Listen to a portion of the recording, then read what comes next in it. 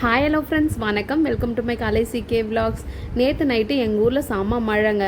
அதனால் எங்கள் தோட்டத்தில் இருக்கிற செடியெல்லாம் எப்படி இருக்குன்னு காலையிலே பார்க்கறதுக்காக நானும் என்னோடய பையனும் வந்து எங்கள் தோட்டத்துக்கு போயாச்சுங்க. அதுவுமே என்னோட மாதுளை செடியை பார்த்தா எப்படி இருக்குன்னு நிறைய காற்றெல்லாம் அடிச்சுட்டு இருந்துச்சு. ஆனால் அந்த மாதுளை செடி நல்லா தாங்க இருந்துச்சு. ஆனால் இது வரைக்கும் நான் அதில் கவனிக்காத ஒரு விஷயத்த பார்த்தேங்க. ஸோ அது என்னன்றதை அப்புறமா சொல்கிறேன். வீடியோ ஃபுல்லாக பாருங்கள். நான் எங்கள் தோட்டத்துலேருந்து வெள்ளை எருக்கு செடியெலாம் வச்சுருந்தேன். அதெல்லாம் சாஞ்சிருந்துச்சு. அதே மாதிரி நேற்று உங்ககிட்ட வந்து ஒரு கீரை செடி வந்து காட்டியிருந்தேங்க.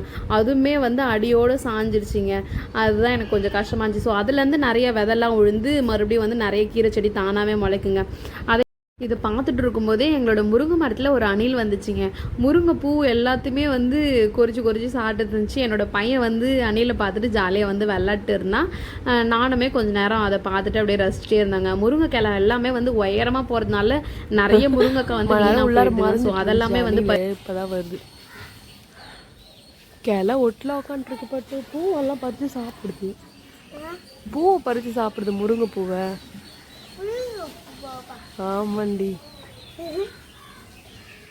முருங்கைப்பூவை குறைச்சி சாப்பிடுது.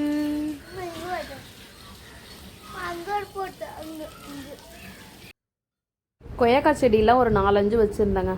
அது எல்லாமே வந்து லைட்டாக வந்து சாஞ்சிருந்துச்சு. கொஞ்சம் அந்த குச்சி வச்சு கொஞ்சம் ஸ்டெடி பண்ணி நேராக வந்து வச்சு காட்டணுங்க. அப்போ தான் கொஞ்சம் நேராக இருக்கும். ஏன்னா காற்றடிச்சா அப்போ தான் வந்து சாயாதுங்க.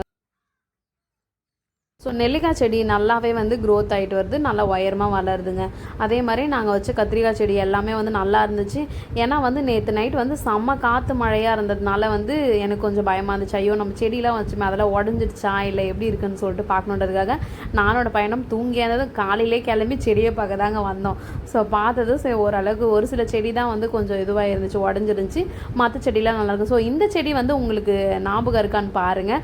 அதாவது இந்த 90s கிட்ஸ்க்கெலாம் வந்து எல்லாருக்கும் வந்து இந்த செடியோட பேர் தெரியுங்க.